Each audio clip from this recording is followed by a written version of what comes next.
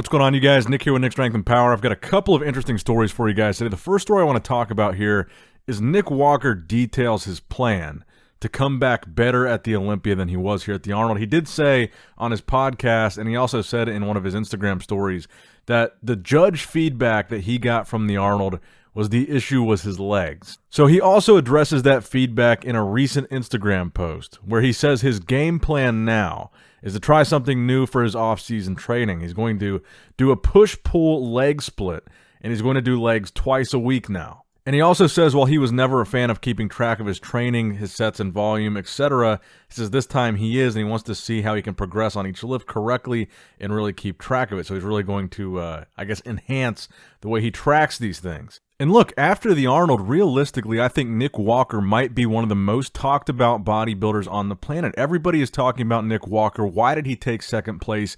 He was so confident going into the show that he was going to win, and even during the show, he said on his podcast, during finals, he thought he won. He thought Samson was great, but didn't knock him out. And it seemed like that was the fan opinion. He also said that he thinks he was better in every aspect than he was at the Olympia, where he took third in 2022. And he kind of said he does have trouble understanding the placing. And he also had to go on his story to even kind of call his fans off because they were so aggressively saying that they thought he should have won. And you look at Nick, and he's a young guy. He delivers every time he says he's going to do something. This is kind of the first time he's missed. He said, I'm going to be a top 3 Olympian. He did it. He said last time he was going to win the Arnold. He did it. He said he was going to win the New York Pro. He did it. He's gotten better and better up until this point. This is like the first big, hump on the road for him. And it makes you wonder about what the future holds for Nick Walker. I wanted to show you guys these pictures. Another YouTuber, the Super Set Man, he kind of did this comparison here where he kind of correctly scaled the images. So in this call out, this kind of fantasy call out, this is kind of what the 2023 Olympia could possibly look like for a top 5 call out. So in this picture, the photos of Samson and Andrew are from the 2023 Arnold Classic. The photos of Derek, Hottie, and Nick are from the 2022 Mr. Olympia, where I think they looked better. Well, obviously, Hottie and Derek didn't do the Arnold, but I think Nick looked better at the Olympia than he looked at the Arnold just from an overall package standpoint. Obviously, he was much more conditioned at the Arnold than he was at the Olympia, but he lost that fullness. And I think this is a good comparison because I do think Andrew Jacked and Samson Dauda were at their all-time best at the Arnold Classic, whereas if you look back at the Olympia, maybe not so much. I think this is a really cool visualization of what we might see at the Olympia. And I wanted to show this in the Nick Walker story because it kind of begs the question, with a guy like Nick, people say, well, he's so young. And they talk about how he's got so much time to perfect his physique and improve. But you look at this update and you see these 3 shorter guys, Hottie, Derek, and Nick. And you see these 2 taller guys, much taller, much more aesthetic, much more flowing, much, more favorable structures in terms of an aesthetically pleasing physique in Samson and Andrew. And Nick even said this in one of his recent podcasts. He feels like the judging has been leaning more towards the aesthetic side. So you look at a physique like Nick and you say, even though he is so young, he's already won these titles. He's had this crazy high Olympia placing. How does a guy like Nick improve dramatically? Because he does have this frame where he's kind of limited. He's a shorter guy. He is structurally limited to how much weight he can put on that frame, how much muscle he can put on that frame, and still maintain reasonable aesthetics, not blow out that midsection. So really, when you talk about Nick improving, you do really point to condition. Condition is the one thing that he could really dramatically improve between shows. So if you look at Nick and say that, you got to say he did that. For the Arnold Classic, he dramatically improved his conditioning from the Olympia to the Arnold. Because really, what you're not going to see is a dramatically bigger Nick. His frame just can't sustain that, and it's not going to look right. He's got as much muscle as he needs. It's going to be conditioning and fullness that he can work on. So you look at this potential call-out at the Olympia, and you got to say, what do we need to see from Nick? If we've already seen improved conditioning, which I think we did, I think Nick looked fantastic at the Arnold Classic, and I still think there is an argument to be made that he could have won, but I also think there's an argument for each of those guys in the top 3.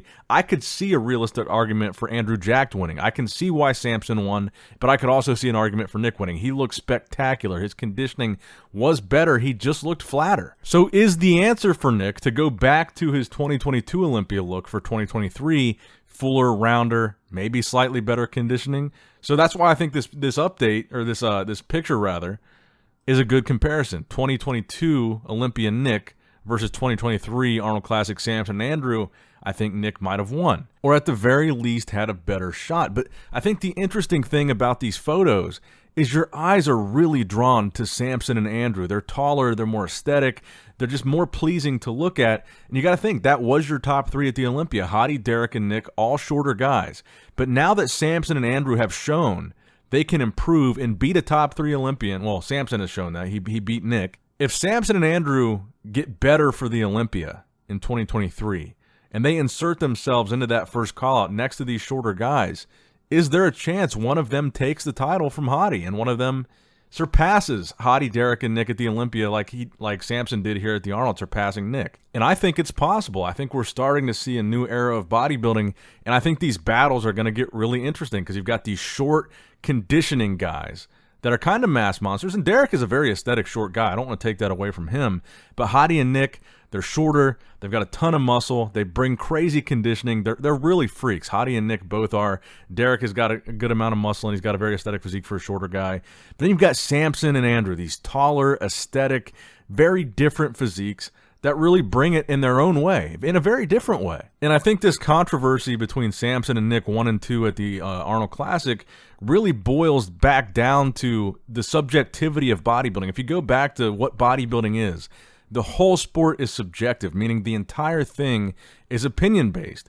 It's what the judge's opinion, what physique they like better. It's the fans' opinion, what physique they like better. So when you've got these two very, very different physiques, like Samson and Nick, the fans are going to feel a very, very different way about who they like better. Some guys really like the Nick Walker crazy muscled, crazy conditioned look, and some guys really like the Samson Dauda, really good amount of muscle, but a much more aesthetically pleasing physique, a little bit less on the conditioning side, a little bit less on the freaky side. So some fans really like that, and some fans really like Nick Walker. And that's why I think these controversies are so interesting and the discussion is so good, because the fans for Nick Walker have a really good point, and the fans for Samson have really good points. And at the end of the day, I don't think the judges made a bad call, but I do think it could have. I can really see the argument for that placing going either way, and I love the conversation. So let me know what you guys think in the comment section below. Potential top 5 at the Olympia. Who takes it out of this comparison? And also, let me know again, what are your thoughts on Samson versus Nick at the Arnold Classic? I love reading the comments about that comparison because they are so different. And I love seeing the fans go back and forth because that's what bodybuilding's about at the end of the day. That's what makes it so fun, is what you like might not necessarily be what the judges like, even if more of you like it than what the judges like. And I also like seeing that it's like so many fans, it was like crystal clear to them that Nick Walker won the show. But then to so many other people, it was crystal clear to them that Samson won the show. That's really how subjective this thing can be. And that's why bodybuilding is so fun to talk about and so fun to discuss, because we're all fans of the sport. We all have our opinions, and that's what I am. I'm just a fan of the sport. I'm not an expert. I'm not a guru. And I love to just talk about bodybuilding and talk about our opinions. Sometimes we're right, sometimes we're wrong. But at the end of the day, it's still bodybuilding. It's still subjective, and it's still fun. And I think that's what makes having all these different commentary channels in bodybuilding so fun as well, because it's representative of what I just talked about with the fans. Different channels, different opinions, just like every fan has a different opinion. So you're not going to find one channel that matches every opinion that you share, which is the beauty of having so many. So I know that was a little bit of a longer rant, but I did really think that Super Setman did a good job on this comparison here, and I do think it's very thought-provoking and opinion-provoking, and I'm really curious to read the discussion in the comments below, even though this was a longer segment here.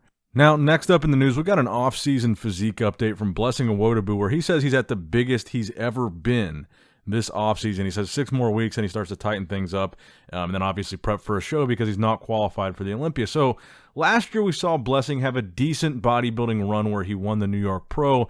Then going into the Olympia, he was talking a very big game, and he ended up placing last. Now I actually think in this update he looks really impressive because I think his strongest point is his back, and I think specifically in the lat spread photos, they kind of remind me of some of those old Ronnie Coleman gym posing photos from back in the day. Now, I'm not saying he's on the same level as Ronnie, but he does have a really impressive back. And his lat spread, the width that he has in his upper body is pretty crazy. And I really think at the Olympia, though, the thing that was holding him back was his lower body. So these upper body updates we kind of already know his back is great. He does have a phenomenal back, but I think it's really the legs, the lower body that was holding him back tremendously at the Olympia, and I think a little bit sharper conditioning wouldn't have hurt either. But you've got to look at a young guy like Blessing with a structure like this, especially when you see what just happened, with Samson and Andrew, the trajectory that they've had being taller guys, more aesthetic frames, these broad shoulder guys with these crazy V-tapers.